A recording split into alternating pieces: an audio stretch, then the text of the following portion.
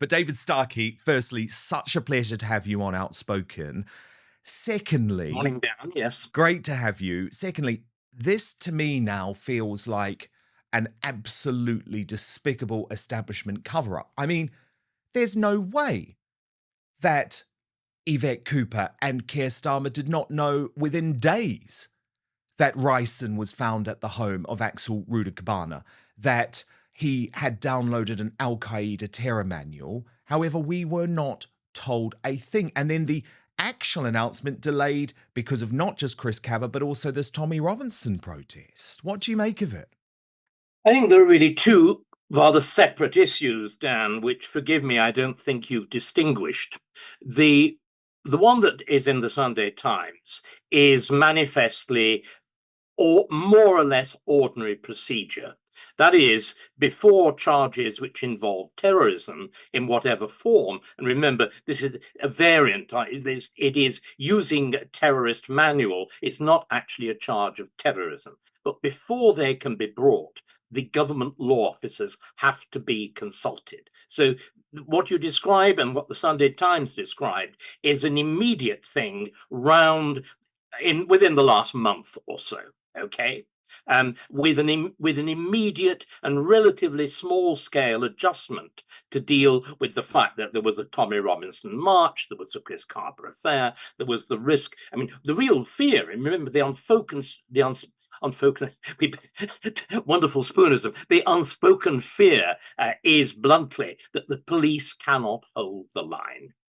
That is what is literally that is the background to that. That's immediate. The much bigger question is, it seems to me to be astonishing that these two things, that's to say, his use of the manual on the one hand and the manufacturing of the ricin, was not known months ago, was not known within days of the actual event. And this is the thing which is, indeed, I would have thought, within hours of the event. This is the thing which is scandalous, that there was at that point, when the Southport riots were going on, in other words, there is this deliberate shutting down of information.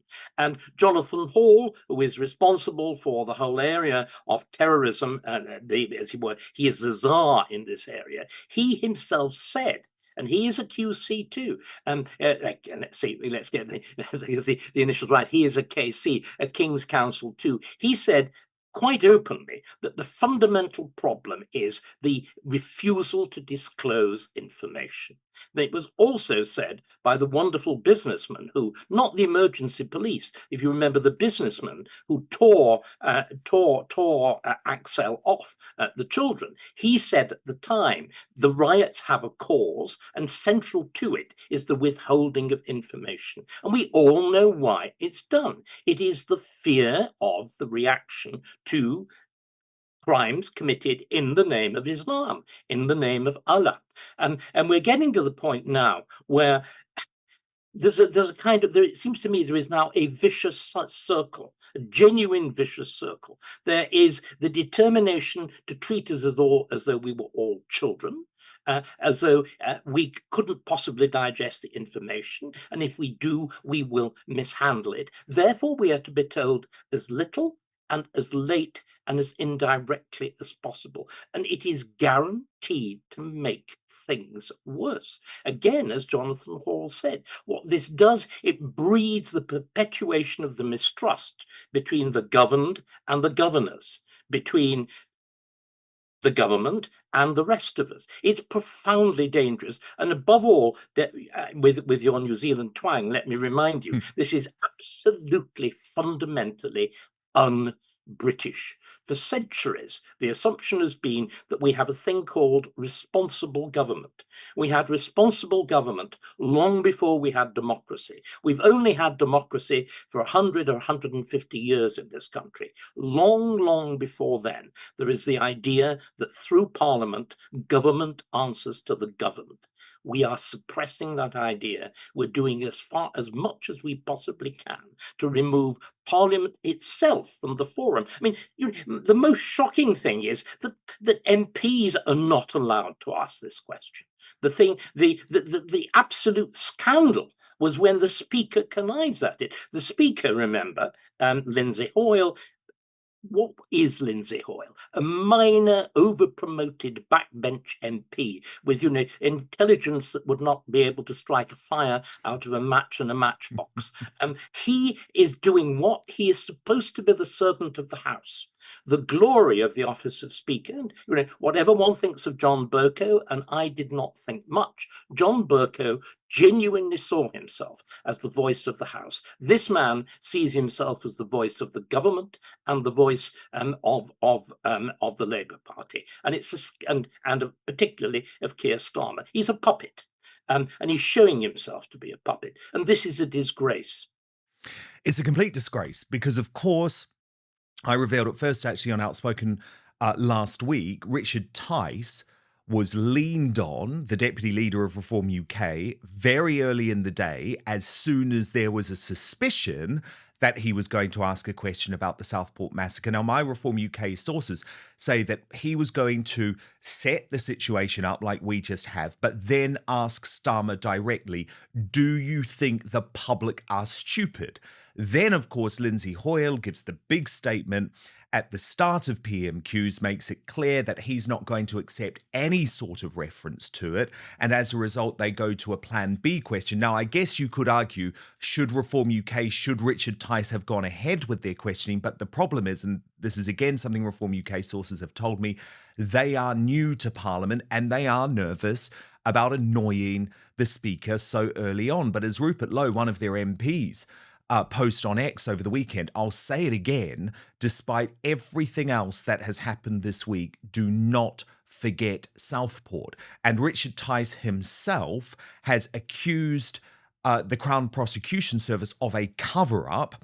He wrote, CPS now shamefully making and delaying decisions on Southport to cover up their failings on other cases like Cabba. Disgraceful. CPS is not fit for purpose. Bosses must be fired. New leadership urgently required. And why this seems like such a major cover-up. Sorry, yes, come in, please. We mustn't go on. We're moving. Sorry, forgive me doing your job, but we're moving on too quickly. The proper forum for doing this is Parliament. Yes. Moreover, can I remind you, you were just talking about reform. Can I remind you that the unfortunately losing candidate in the Tory leadership election, which is not to say that I dismiss Kemi Badenoch, but I was very keen on Robert, precisely because of his clarity on this kind of question. Robert actually asked publicly in a tweet, what did Starmer know? And the key question, when actually did he know it? That is the key thing. So it's not just reform. It's anybody who cares and anybody who is properly regards the accountability of the politician to the people as something that matters and something that is desperately serious. But can we again put all of this into what is the terrible context? And I'm not a believer in conspiracy. You see, this isn't a conspiracy, Dan. You're presenting it as though it's something that's being done backstage. It's not. This is a deliberate change in the way our politics works. It goes right back, not simply to Starmer, it goes back to Blair, it goes back to 1997. Since 1997, there has been a deliberate attempt at removing as much as possible from Parliament, from the scrutiny of MPs, and even from the control of ministers, and increasingly shifting it into the hands of unaccountable bodies, be they lawyers, be they quangos like the CPS, and be they quasi-quango like the CPS, be they expert bodies like COVID, whatever, all of them are designed essentially to withstand and resist public scrutiny. And there's a very good reason for this. We now have a situation in which we're a bit like the old Soviet Union. That is to say, there is a governing elite. In the case of the Soviet Union, it was called the nomenklatura, which is the whole apparatus of state. It's the bureaucracy, it's the universities, it's the state-run companies, and so on. And You've got the Communist Party, which acts as its political front. Well, in Britain now, I'm afraid, you have exactly the same thing. You've got the universities, you've got the bureaucracy, you've got the quangos and whatever, and the legal profession, and they all have a single political voice, and it's called the Labour Party. And they all have a highly specific set of values. It is globalist. They are believers in diversity, equality, and inclusion. They are believers in critical race theory. They are believers in transgenderism and whatever. They're all on one side. And the rest of us, and particularly those of us who actually exist in the real world, where if we don't do something, we don't just say, oh, I don't feel like working on Friday. Oh, the thought that I've got to go into the office, I shall go on strike, like the civil servant. Why you can't? I mean, I'm in the middle of a property transaction. You receive a note that we may be able to deal with this in 18 months' time. But this world, the real world of the private sector, which of course is now burdened with these vast additional taxation requirements to finance the nomenclatura, the privilege lot, we've a different set of values. We do not believe, generally speaking, in global warming. We do not believe in diversity, equality, and inclusion. We do not believe in critical race theory. So it's a kind of helot class. It's very similar to the world of 1984, as well as to the world of the ex-Soviet Union. And eventually it will break. It will break. How it will break, I desperately hope we will do it peacefully. I desperately hope that we will do it by what I call a restoration, a going backwards. But equally, it is possible that those fears, the fears of the government and the DPP and everything else, that there will be violence. It is entirely possible that it's true that terrible prophecy will be fulfilled. And the thing that terrifies me, Dan, most of is all of this is not something that's just going on in conversations between you and me. It's not something that's just going on in questions or non-questions or suppressed questions in the House of Commons. It's going to the streets. This is what is terrible. We have, I say we in this country, we have for 100 odd years avoided the politics of public confrontation. Even during the Depression, things like the hunger marches and whatever were extraordinarily restrained. There was only that moment, and needless to say, from the left, of the violence of the miners' union in the 1970s, at the late 1970s and the 1980s. That was the only point at which our politics descended into street violence. I'm not talking now of the grotesque criminality of the IRA, best friends, of course, with Palestine and Libya and everything else. But you have to go back way into the 19th century to find a politics that takes to the street. And this is terrifying. Of course, there are other countries where that's usual, countries that have got a revolutionary experience, like France. That's why there are the demonstrations all the time. And of course, in the background of everybody's mind, there is Weimar, there is Germany of the 20s and the 30s. And we all know where that ended. Indeed. So look, there's lots for me to ask you about there. So can we come first to the Southport so-called rioters? Now, I always put rioters in inverted commas when I'm speaking about them, David, because I actually don't believe a vast majority of the people who have ended up political prisoners behind bars. For example, Peter Lynch, who actually ended up dead behind bars, he was not part of any violence. He yelled some pretty nasty comments to a police officer. He was not violent. I've looked at the footage. That was very clear. So that's the first thing. I don't call a lot of these people rioters, and I don't call a lot of what went on riots. But before we knew, or before we had confirmation of this new information about Axel Rudigbana having downloaded an Al-Qaeda training manual, having been producing ricin, you said that the Southport rioters were right anyway. I guess... Can you clarify what you meant? um, what I was saying was that not that the rioters were right. I've just been saying now very specifically and clearly, I do not want street violence. I do not like street politics. Street politics, whether they're the Palestinians or whether they're us getting excited about Rotherham or Southport or whatever, they are deeply dangerous. As we saw, they get out of hand. Even just to analyze your own words, Dan. Even if you begin with good intentions, when you get lined up and the temperature goes up and placards start moving and the police start pushing, the whole thing is it's a tinderbox. It is likely to explode. The issue that is important is a different one. Let's admit that they were riots. They were riots. It's much simpler if we call things by their proper names. Let's go back, however. Let's go back a little more than about 14 years. Let's go back to 2011. Let's go back to the riots that took place in London on a vastly, vastly greater scale with spectacular violence. Let's go back a little less far to all the demonstrations that followed George Floyd, the whole lunacy of Black Lives Matter in London in 2020. Why do I say lunacy in that particular one? By the way, the reason that the riots happened in 2011 was, again, it was the very similar circumstances to Kaba. It was the police shooting of a black man who turned out to be a violent criminal, and so on. And what did it lead to? It led to astonishing scenes in which it's like America, entire sections of Croydon were deliberately burned down. But if we go back to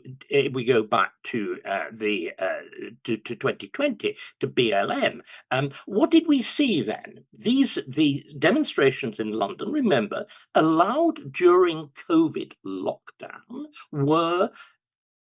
they were not peaceful. There were scenes of huge confrontation. The statue of Churchill had to be boarded up to protect it from being further damaged after it had been daubed. I'm certain if it hadn't been boarded up, it would have actually been torn down. And what did we see? We saw Sir Keir Starmer, this ex-director of public prosecutions, and Angela Rayner, this stalwart of the people. What did we see them doing? We saw the preposterous spectacle of them going down on their knees in an empty office, prostrating themselves directly before the rioters. And can we again be quite clear? How many police deaths are there by shooting in Britain every year? It is 2. On average, it is 2. We have a police force which is unique in the world in not generally using firearms. The idea that this is some sort of endemic problem, which the black boys are regularly shot by the police, is demented. Black boys are not so much regularly shot, but regularly stabbed. But they're regularly stabbed by other black boys, unfortunately, as we all know. It is a deep mark of shame. In other words, Black Lives Matter is only interested in black lives when they could be turned into a token of racism. It doesn't care if a black life is taken by a black man, it couldn't give a damn. It only cares if it's taken by somebody who is actually white or honorary white. That is to say, they are a member of a police force. But in other words, this was an entirely artificial set of events, as I pointed out at the time, which is why I was cancelled. And the arguments about it, the events itself, were wholly artificial. What does Starmer do, as well as taking the knee? He doesn't just prostrate himself physically, he prostrates himself mentally before the rioters, and he says, we must understand the causes. What did all the left do in 2011, despite the gigantic scale of the violence? Oh, we must understand the causes, but we mustn't try to understand the causes if the rioters are white, must we? Instead, what did Starmer do earlier this year? He immediately, and by the way, it seems to me, he committed direct contempt of court. Before the rioters were even tried, he declared what their motives were. Mhm. He said they were far-right thugs. So all this elaborate notion that we've seen in the House of Commons that, oh, we mustn't ask about terrorism because it may prejudice poor Axel's trial is a total eyewash. It is a lie. It is a two-tier standard. It transgresses every notion that we have had of equality before the law. And the problem is, Dan, and I don't think you're actually pushing this hard enough with all these flavors of conspiracy. It's not something that's being done. It's not something that's being done by concealment. It's something that is now absolutely flagrant. Yeah, it's a cover up in plain sight. No, I, no, it's worse than that. well, Two-tier how is would you now, frame it? I'll now frame it. It's now deliberately built into our legal system. This is the thing that is so utterly, infinitely shocking. We now have, thanks to the Human Rights Act and the Equality Act, we have a system of law which is deliberately designed to protect minorities against the majority. This is absolutely clear. We know this from the work of the late Lord Bingham, who is the man who invents this bizarre notion of the rule of law. He specifically says that the Human Rights Act is deliberately anti-democratic. He actually, I'm quoting Mhm. directly.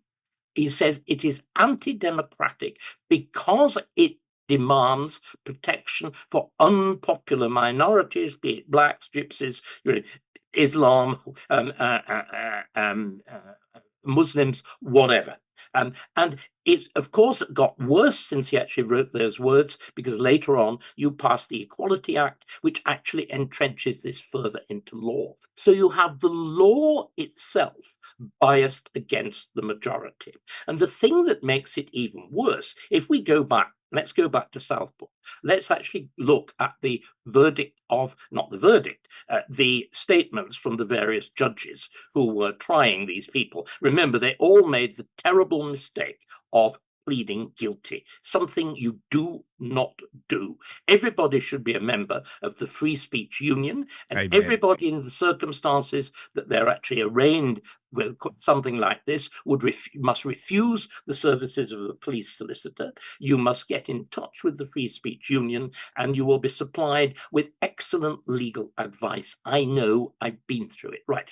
But what the judges, all the judges did, every single one of them, in what seems to me to be the most flagrant display of judicial bias, every one of the judges invoked the phrases of the multicultural society, that diversity is our strength. In other words, that you've now got a law which is biased to minorities, and the judges, because they are part of this same elite, this same neo-communist nomenclatura, they are bought into this system of values. So it's a double lock.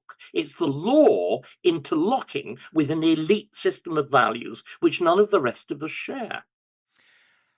And obviously, the most egregious cases of that, in my opinion, were Lucy Connolly, the wife of a conservative councillor who made what has been described as an incitement to violence on X, the platform X, and Julie Sweeney, the grandmother who posted in frustration on Facebook to a very small group of people following the Southport riots, all end up with prison sentences of over 2 years. So free speech is dead, isn't it, in this country? No, you have to be careful about it. What you must not do is appear to offer any incitement to violence. They all marginally cross the line. But remember, they cross the line much less sharply, for example, than the Labour councillor who was screaming, Mhm. fascists cut their throats. In other words, as we see, there is a complete, and he, of course, did not plead guilty. He, of course, has been released on bail. He, of course, has had his trial postponed as long as possible. So we can see again a two-tier thing in operation, but one has to become wise. Remember, Jesus, who is pretty shrewd politically. I've always said I think Hmm. his theology is rubbish, but gosh, is he shrewd politically? We've got to be as wise as serpents, he says. As well as meek as lambs, we've to be as wise as serpents. We all need to start wising up. You and I have been through it. We've survived for various reasons, and we know the rules. And we've got to make sure more and more people know the rules, because it was understanding that enabled people to resist in the Soviet Union and to build up that slow groundswell which ate the system out from within. Everybody now knows what's going on. Only a fool doesn't know. You know it's rotten. You know it's corrupt. But you know what? They're also stupid. I mean, there's one of the things that's really important to understand is, again, as with the Soviet Union, yes, there were tiny centers of intelligence. There was the KGB, the secret police, people like Putin, who actually had a brain. But overwhelmingly, the system is stupid. The system is simply thick. Starmer himself is thick, and you can see it when he gets 2 Bs and a C at A level at a highly selective school. His 2 Bs are in music and mathematics. They're subjects which anybody who can do them does without even getting up in the morning and going into the exam room. You can just do them. So they're basically thick. And what one's got to understand then is we've got to be clever. One's got to tease these rules. One's got to mock. This is one of the reasons, actually, that I'm very much looking forward to seeing Kemi Badenoch confronting Starmer in the House of Commons. I I'm have looking mixed forward to feelings that. about her. No, But and I do want to talk in more detail about the Tory leadership contest, but can I just pick you up on something first, though, Dave? I'm just saying she's a rule. Or let me just Yeah, quickly make that point first, please. and then we don't forget it. She's a rule breaker. And she's somebody who's got a sense of humor. She's got a sense of wit. What is striking about our new masters, they're all, without a single exception, there is nobody who has got the faintest capacity to make a joke.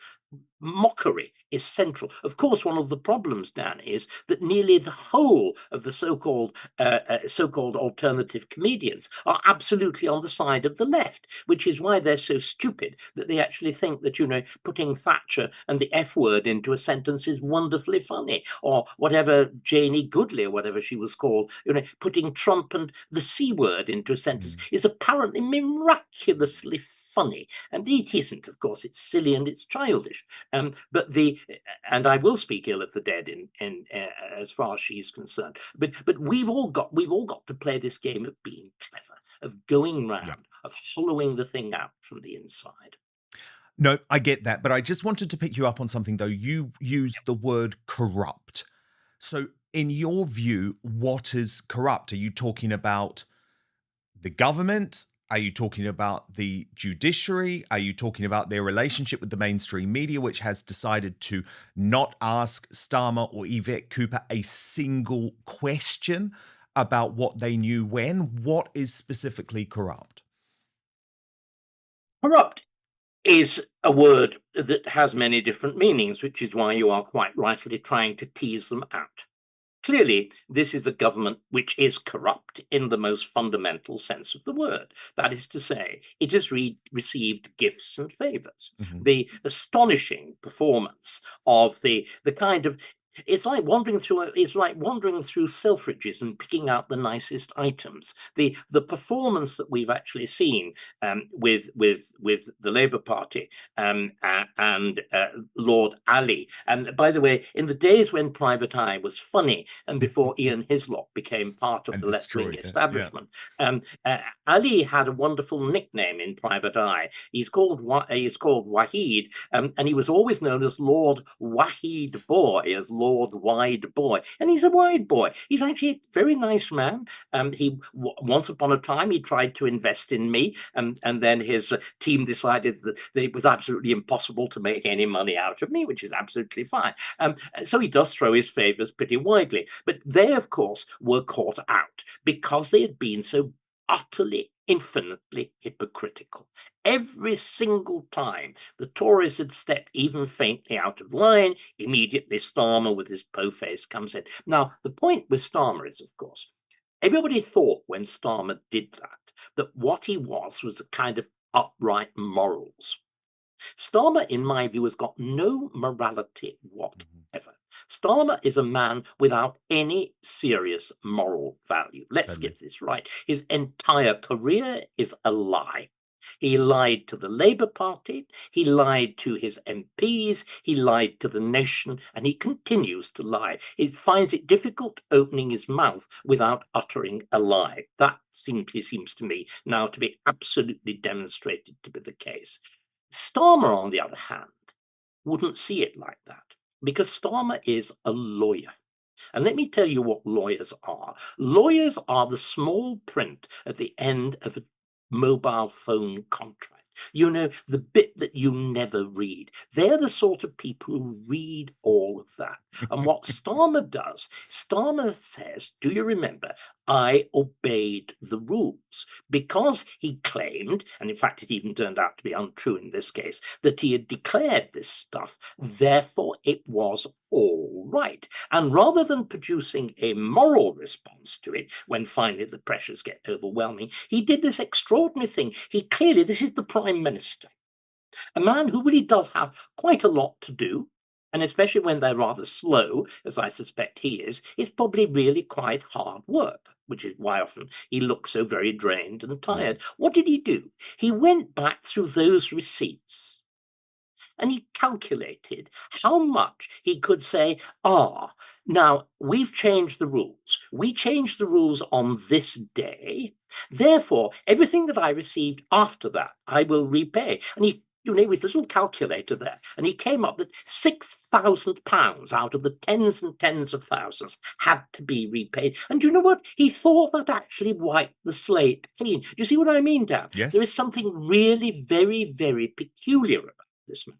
So what they think they're doing is following a set of rules, and if they do, it is okay. The big point that I'm making is the rules have been changed to exclude you, me, and everybody else. That is what is so terrible. That the structures that we have had for centuries of fairly open, not absolutely, no, with official secrets acts and everything else, but of essentially open government, and above all, of a place where, as it were, things that you really didn't want to be exposed could be exposed. That's what parliamentary privilege is about. What the privilege that was denied by the Speaker. That is the moment at which MPs are protected, or should be protected, against all the normal applications of law. That is to say, that is the moment at which you cut through. And it is again what the reason is Parliament used to be, before Blair, before the Supreme Court, Parliament used to be the High Court. It used to be the final point at which everybody, however powerful they were, could be held to account. This has been deliberately destroyed as much as possible. The only chance, in other words, all the things you're talking about are true, but they're the fragments. Mm-hmm. What we need to do, we need to see the big picture. We need to understand what has actually happened, so we're equipped to reverse it, and preferably to reverse it peacefully, if not, I fear, by other means. Otherwise, we really are lost. Elon Musk predicts a civil war. Is that hyperbolic? Well, what I'm trying to say is, it is when tensions build up between the minority and the majority, and particularly when you have a country which has very, very few military resources. Remember, what is peculiar again about Britain, we do not have an armed police force. Mhm. That this, and the reason we don't, it goes back to the wonderful Sir Robert Peel in the 1830s. There was an immense resistance to the creation of the police force, because in those days the English did genuinely believe in freedom and liberty, and there was a fear that having a police force was a kind of army of occupation. So you take the deliberate decision that the police were not to look military. And one of the things that's very alarming about, especially the Metropolitan Police in recent years, is they started to try to look a bit military. That it was the reason that the police were given their rather silly helmet. It was designed to look as least like any kind of military cap as it could possibly be. It was why they were not armed.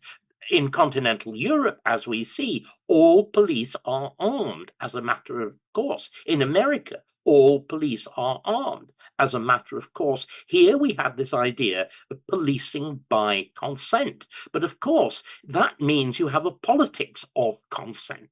What has happened since 1997 is that idea of consent, of democratic consent, has been deliberately devalued down. And again, you see, all shows like this seem to me to be they're nibbling at the edges of it. There is actually a big central question. We should all be asking ourselves, for example, why you and me would not be allowed into polite company. And the elegant figures in the House of Lords would, be like Cardinal Wolsey with a scented orange held in front of their noses against the infection of what? These awful people called populists. Yeah. Why have we got this funny new word called populism? The snake oil of populism, Starmer referred to it after Southport. Yes. What? So what was it again? I didn't catch it. The snake oil of populism, he kept repeating. Right. Okay. Yeah. You can sense the orange, can't you? You can sense the Cardinal Wolsey tweak of the nostrils. Right. Why have we had to invent this word called populism? It means just of the people, Well, I'm like proud to be a democracy. populist. It's the Latin rather than the Greek. It's from the Latin Mhm. populus rather than from the Greek demos. Why we had to invent it? Because you know what, Daniel, at one time, democracy meant of the people. Democracy smelt of the common folk. Democracy was the kind of thing that you held up an orange to your nose about. What's happened is people like Bingham, people like Starmer, who remember is a human rights lawyer too, they've redefined democracy. Mhm. Democracy is no longer about majority rule. Democracy is about the protection of the rights of minorities and this thing called the rule of the rule of Yeah. law. And what it means, of course, is the rule of lawyers. And it is now actually hard baked into our politics. The Supreme Court essentially regards itself as being above Parliament. That's exactly what happened when the Miller case and when the legality of Parliament's the prorogation of Parliament by Boris Johnson took place. This is absolutely shocking. Remember, people talk about the separation of powers. In other words, what they really mean is the government shouldn't intervene in the judiciary, right? I would put it the other way around as well. The judiciary shouldn't intervene in government. And the last time we had a violent breakdown of our politics in 1689, the Glorious Revolution, one of the things that happened was that careful demarcation between politics and the law. Because do you know what James II, the man who's driven from the throne, had been doing? He'd been using the law to enforce his own policies against Parliament and against the law of the land. And he'd been using a compliant judge, Judge Jeffreys, to do it. And I'm afraid what happened after 1689 was that Judge Jeffreys was executed.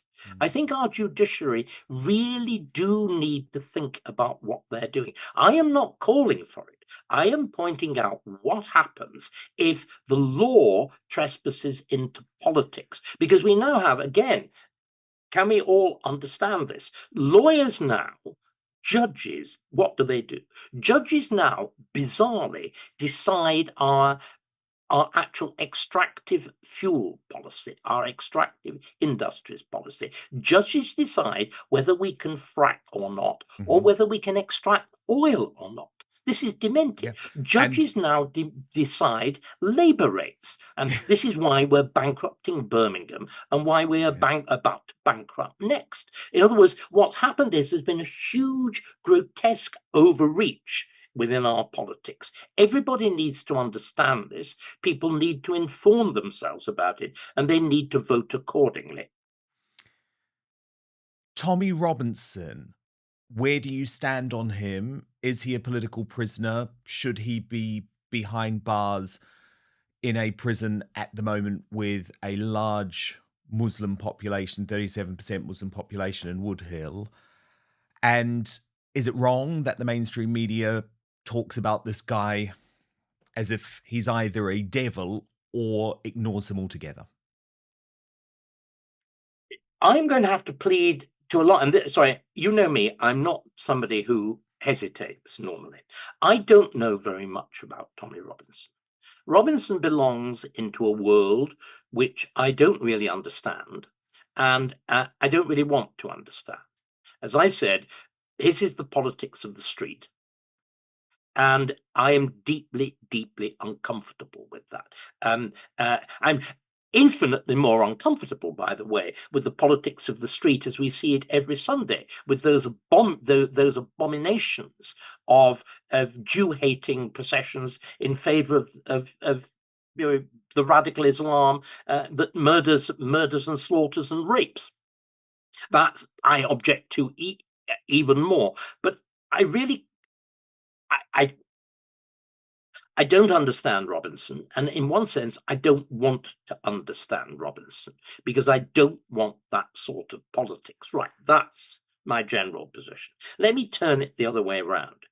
On the other hand, if you have a politics, as I've been describing it, in which you suppress democracy, in which you go for a platonic noble lie, in other words, you proclaim a set of values which actually most of the population doesn't subscribe to, then I'm afraid you get Tommy Robinsons. Yes. That's my position.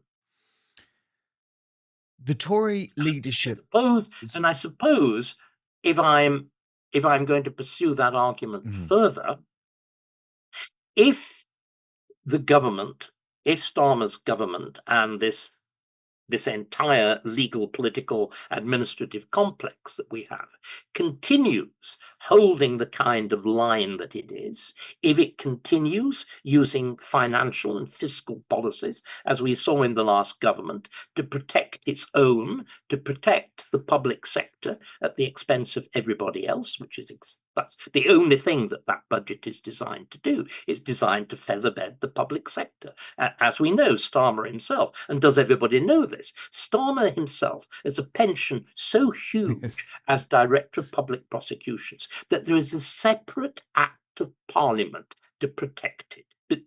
Everybody just take a deep breath and think about that. You can actually look it up. There is a separate Act of Parliament. So the problem is, let's just follow through what I've been saying now and conclude it. There is inevitably, if you have that sort of two-tier, not simply two-tier politics, but two-tier taxation, two-tier everything else, there will be more and more Tommy Robinsons. And finally, the respectable political establishment will have to deal with them. You can see it is the great tension. I mean, let's be quite clear. This is the tension, not simply with the press. It's the tension with reform. Reform and its leading MPs and people like Farage are visibly pulling back. They too are frightened. They too are dealing with unknowns. They too know that they're staring into the abyss. This is. Or remember, Robinson himself, right, let's again get this clear. Yeah. Robinson himself will lead nowhere. And he doesn't want to, really. He doesn't want a political solution. Robinson himself will go nowhere. But if we continue down the route that we are now, What will happen is exactly what happened in ancient Rome, is exactly what happened in Weimar Germany. You will find some element of the formal political system working out a way overtly to enlist this. And I'm sorry, we've now already seen it in another very important respect. We've seen it with the new Islamist party that is Led by rising Corbyn. up like some evil mushroom. We've now, I think it's 5 alleged independents who are in fact members of an Islamist party. And they are, of course, supported by this huge street mafia that consists, on the one hand, of Muslims, who, by the way, unfortunately, seems to me, terribly keen on going to the gym. And secondly, they are supported by the insane fools of the radical left, the hope not hate lot, the Antifa lot. And they do look like a street army, and they have increasingly political representation. I mean, this is why I am so terrified. No, and there's a reason to be terrified, but I want to dig down a little bit deeper, if it's okay, into the Reform UK question, specifically in regards to what we saw over the weekend, the election of Kemi Badenoch as Conservative Party leader. So Rupert Lowe, who's one of the brilliant Reform UK MPs, he posted on X, Badenoch wins. I have never been more confident that Reform will outright win the next general election. And Nigel Farage had a similar take. Let's have a look at what he had to say. As projected, and indeed delivered, Kemi Badenoch is the leader of His Majesty's loyal opposition, which means the Conservative Party have turned their backs on the idea of leaving the ECHR, because that's what Genric stood for. What you're going to get with Kemi Badenoch is more of the same. Pretty much exactly the same as the last 14 years. I've got to tell you, one thing they don't understand, it isn't about the individuals. The Conservative brand is broken. And then he released, David, a second video being even more specific about what Genric's loss meant. The Tories have chosen. They've chosen Kemi Badenoch over Robert Genric. What that means is the Conservative Party is now committed to staying in the ECHR, which means we can't deport foreign criminals, and they will never, ever stop the votes. So if you voted Genric or wanted Genric to win, you now realise the direction of the Conservative Party. It is now time to join Reform. Do it. And Kemi Badenoch, in her first interview, which she gave to the BBC, this is how she responded to the Reform UK threat. Nigel Farage says that you are more of the same, no change. Well, I think that's actually quite a hilarious comment. Hilarious, why? Yes, it is, because I'm obviously not more of the same. And I think that shows that he doesn't actually know what to say in response to either me or some of the principles which I have set out. Nigel Farage and the success of Reform are a symptom of the Conservative Party, in my view, not being clear enough and consistent enough about our values and about how we were using those Conservative values to deliver for the British people. If we get this right, then I think people will start to see that Reform is nothing but a spoiler for the Conservatives and just creates more and more Labour government. Your reaction, David Starkey, who's right, Farage or Badenoch? I voted very clearly for Robert Genric. I thought, again, I would say this, wouldn't I, in view of everything that I've been saying, that he didn't go remotely far enough. What I want to see repealed is not simply the ECHR. I want the Equality Act repealed. I want the independence of the Bank of England repealed. I want the Climate Change Committee repealed. I want English nature repealed. I want us to go back to a system where the people that you and I elect in Parliament actually control something. And until we get rid of that lot, we will get nowhere. And above all, I want the Supreme Court to be cut down to size again and to be made a subcommittee of Parliament, because otherwise we have, and this is what is so terrifying, as I tried to explain when we were talking earlier in the show, we actually have a system in which the law now rules over politics, which means lawyers like Starmer actually control the political process by legal means. This, in other words, there's this kind of, it's equivalent of a kind of constitutional Iron Dome. It's like the Israeli Iron Dome of law that protects this entirely, in my view, illegitimate and alien system. Right. So that's what I want to see happen. I would have much preferred for all of those reasons, to have seen Robert elected. Me too. On the other hand, I am a great believer that you do not destroy things. And the problem with reform is presenting itself in a fashion which is just as destructive, unfortunately, as the Labour Party was in the 1990s and as the Labour Party is turning out to be now. The reason I am a conservative is because I believe, isn't it odd? Isn't it funny? I believe in conserving things. I believe that it is reckless and foolish change which has got us into the mess that we are now. It was reckless and foolish change which set up the NHS, this ludicrous centralized system when we already had a highly functioning system of localized and charity-driven healthcare, just like continental Europe, that could have been the basis for an insurance system, just like continental Europe. But we chose to pull it all down. It's because we believed in the new that we did the utterly disastrous thing after the Second World War, and we tore down what was left of our cities, and we built the hideous left-wing brutalist rubbish, which means nobody wants to live in the thing. Why our cities don't work is because they are vile and they are ugly. Look at what's going on in continental Europe now. Go and look in Poland. Poland is the fastest growing economy in Europe. And do you know what it did at the end of the Second World War? Despite its desperate poverty, despite communism, it rebuilt. It recreated that sense of historical continuity. And it's when you rip that away, it's when you rip that sense of belonging, that sense of rootedness, that sense of cultural security away, that you get the horrors that we are experiencing now. Now, why I'm so sympathetic to Badenoch is that she gets half of that. She understands the point and she expresses it very clearly and forcefully, and unlike most politicians, especially English ones, in very clear English, she expresses that sense of the need for cultural continuity. She expresses an understanding of that, I would argue, better and more fluently than Jenrick did. But that can only happen if the big political decisions are taken. And she is setting up now what? She's setting up at least two, as it were, inquiries. She's deliberately modelling what's to be done with the Conservative Party on what Margaret Thatcher did after 1975. That's to say, you've got an instinct about the direction in which you want to go. You've got a guru. I've no idea who hers is. In those days, it was Sir Keith Joseph. And then you come up with a series of serious policy proposals which were unveiled to the country in 1979 in that astonishing Tory manifesto and swept the board for Margaret Thatcher. So for me, Dan, it's very simple. I want to see what she comes up with in those policy proposals.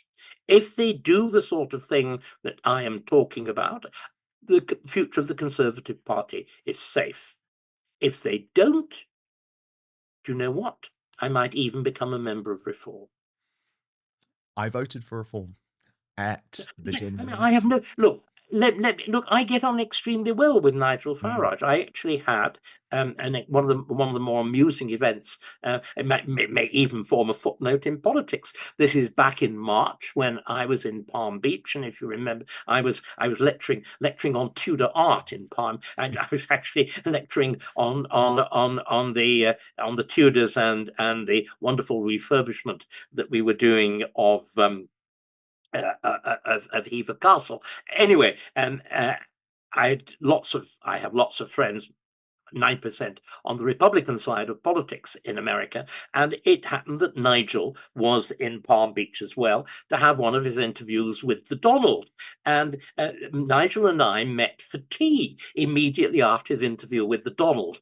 Tea in my case was Earl Grey. Tea in Nigel's case was 3 quintuple gins and tonic down like that, and he was the sight of him wearing pink golfing shorts because terrible sight, because we were meeting at the golf club. By the way, there are two. There's a golf club where people play, which is really awful, and there's a golf club where nobody plays, which is really, really rather smart. We were there, and I told him at that point that it was his duty. He was then very hesitant, about standing, if you remember. I remember, He was yeah. correctly saying he has major family burdens in terms of finance.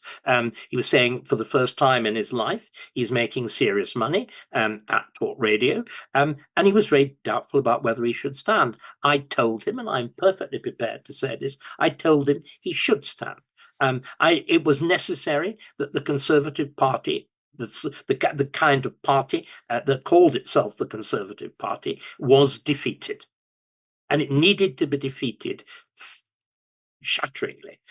The kind of complicity of so-called conservatives like David Cameron, George Osborne, Michael Gove in the catastrophe of New Labour is something that will have to be excised. It will have to be recognised as a terrible, terrible mistake. Otherwise, Farage will be right.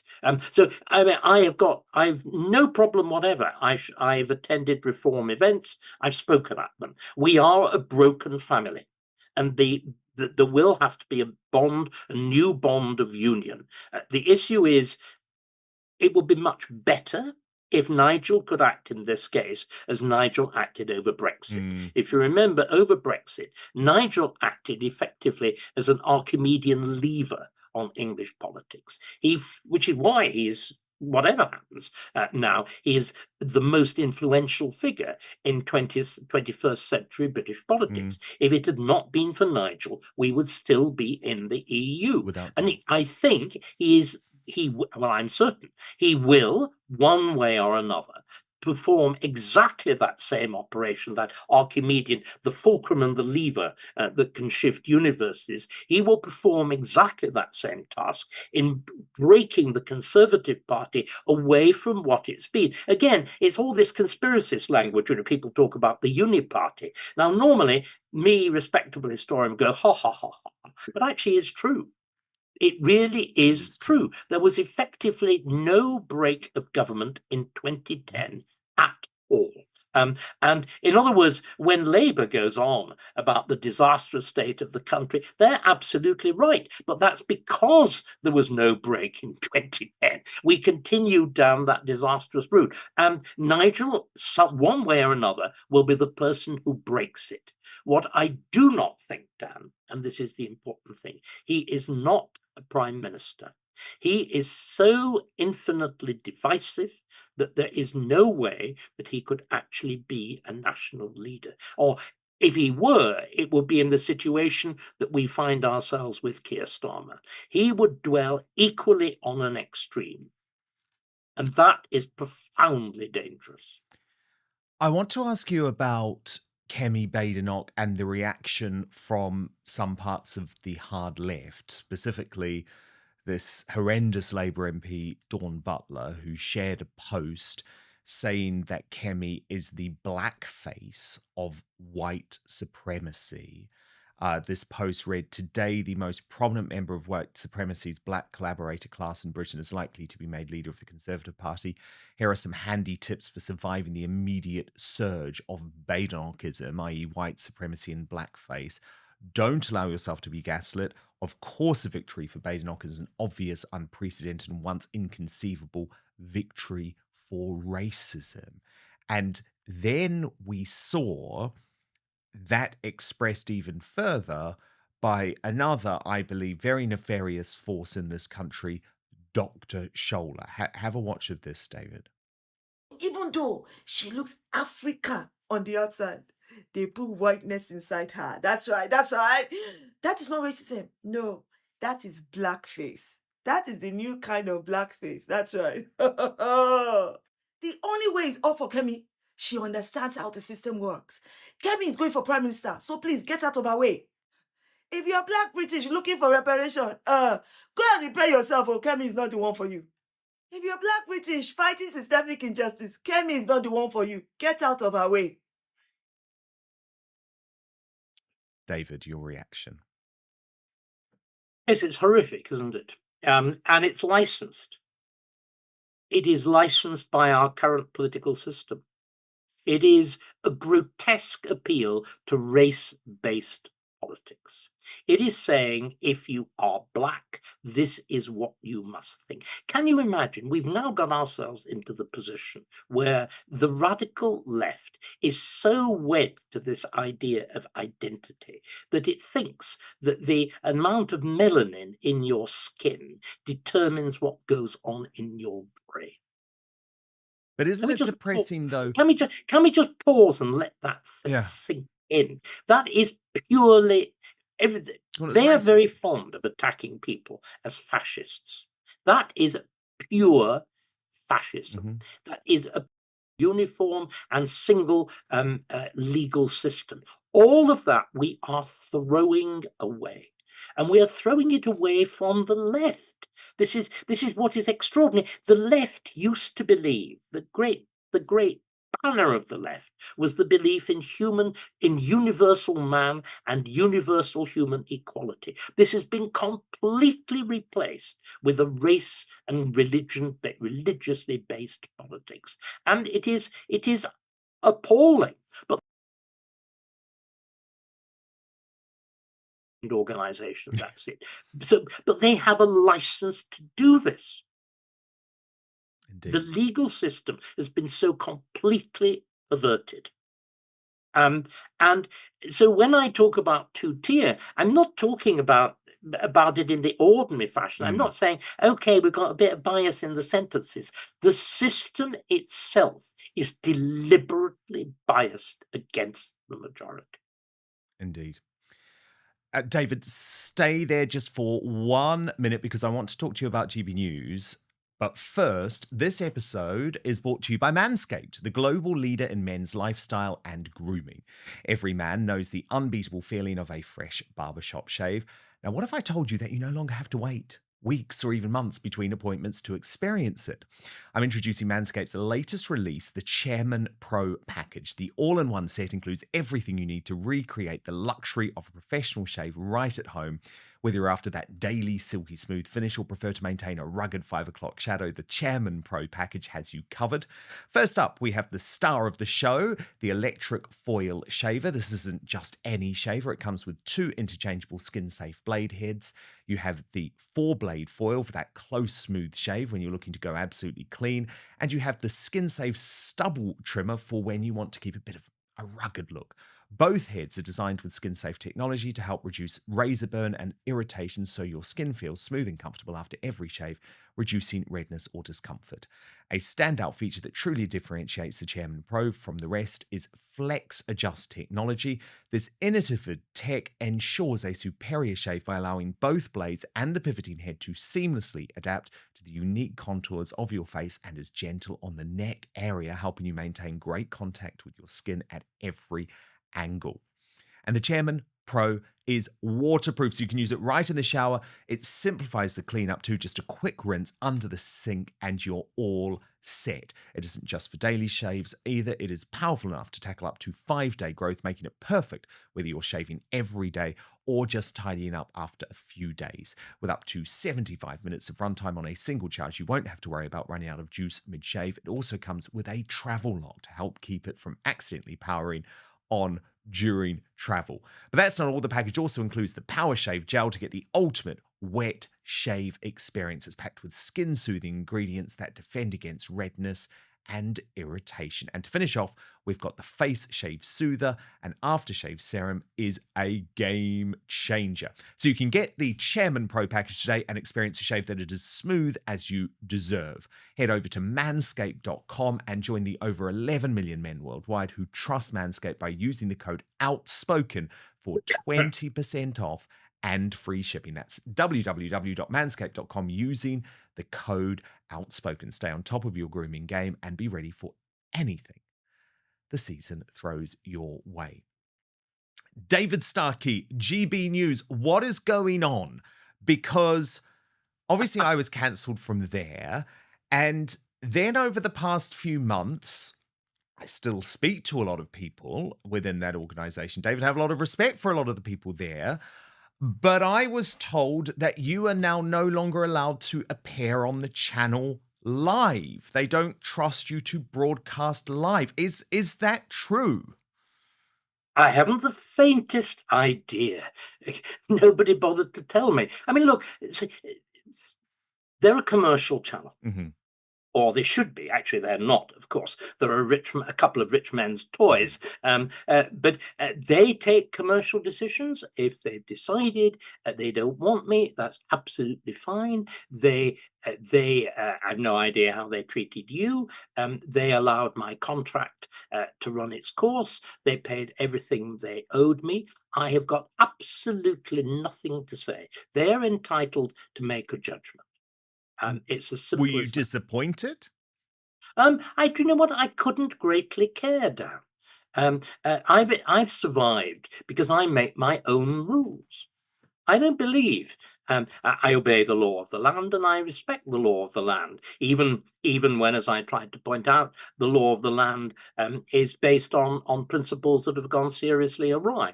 But in I survived cancellation because I simply refused to be cancelled. As you pointed out at the beginning of this show, the title, Uncancelled, as you pointed out at the beginning of this show, there is an entirely new media landscape Hmm. in which we're in a sense we've gone back, if you like, to the rule of the jungle. We're in a sort of state of nature, the old territories of the old media, and in that respect, GB News is really a sort of little chip off the old media block. You know, it's under Ofcom. It's part of that universe. And we do our own things and we reach out in our own ways. Again, it is the remarkable thing about Elon Musk. He is the one who understands this most clearly, that there's a degree of unfilteredness in this new world. Now, there's much that's unpleasant about it, especially I noticed on Twitter, by far the nastiest voices are from the left, the ones Yes. who promote violence, the ones who use horrible language, the ones who are entirely incapable of having an argument and will resort to some vile personal remark, but that's fine. That's what Musk talks about as the free market of ideas. And that's the world that we are in. GB News has apparently taken the decision. I've no idea how terribly loose-tongued I was. Any remark that I might have made pales into absolute insignificance compared with what we've just heard now. Who is, But by the way, those people, the likes of Dr. Scholler, the likes of Dawn Butler, they are constantly on the mainstream media, of constantly on course, woke ITV, constantly on the they are, British and Passion Corporation. they are constantly purveying that vile, destructive, divisive talk, and they're allowed to do it. And we are fools. Now, I'm not saying they should be banned, but what I'm saying is there should be effective and forceful voices calling them out and countering them. And of course, the reason they get away with this is that most of us on our side of the argument are fighting, if we're fighting at all, with half a gag on and one hand tied behind our backs. And it really is the nonsense again, which is pervade on arguments over reparations with slavery. And the arguments, as it were, on that side are rubbish. They are appalling. They're based on deliberate perversion of history, absolute failure to comprehend contemporary experience then. For example, looking at how a French colony would have been treated. I'm an enormous believer, for example, with the West Indies, of saying, do you really think being British was such a terrible thing? Why not go and have a look at the French West Indies colony, which we now call Haiti? Go and have a look there. Go and look what Haiti looks like. Realize that the poor Haitians actually had to buy their freedom from France. But who is prepared to say that? Who is prepared to put those arguments? Who is allowed to put them? And it is again this desperately dangerous skewing of the scales. The thing that's terrible, isn't it, Dan? You look at the Old Bailey, you look at the Central Criminal Court, there's that famous statue of justice with the scales. You now know that the scales are weighted, and you know that the hand of justice rests on them. deliberately perverting them and deliberately opening the way to people like Dr. Shona and the rest of the horrors. But and frankly, she's profoundly dangerous. She's not half as dangerous as the Islamist left. No, indeed. But But with GB News, I guess I'm sorry. everything. Can I just say Yes. that I have nothing further to add, because I am a deep believer in the right of judgment of commercial organizations. That Yes. nobody, I have no right to be published by anybody. I have no right for any broadcaster to employ me. And if they choose to arrive at that judgment, that's fine. No, Equally, and I understand that. But what I was going to ask about, though, was about the force, because it's everything that you've been talking about what happened after 1997 is represented by Ofcom, or the Ofcommunists, as I call it, because effectively what has happened is that the Ofcommunists have threatened to take GB News off air. They'll fine them £100,000. So this is, again, how the establishment works to shut down voices, isn't it? yes, of course it is. Equally, Ofcom has behaved more gently than many people wanted. If you remember, the respectable. What is so astonishing, Dan, is entirely respectable people are now clamoring. Leading figures in the BBC and whatever are clamoring for things like GB News to be taken off air. They're openly professing censorship, because of course the only way in which this extraordinary skewed what's the word I want? I don't normally grope for words. I'm trying. As I said, it is like the Soviet Union. Yeah. What you actually have, you've got an official series of views which everybody knows are false. Now, the only way that you can maintain the pretense that views that people don't believe in are views that people do believe in is by censorship, by actually overt censorship, or by censorship by social pressure. And I'm afraid that is exactly what we are seeing.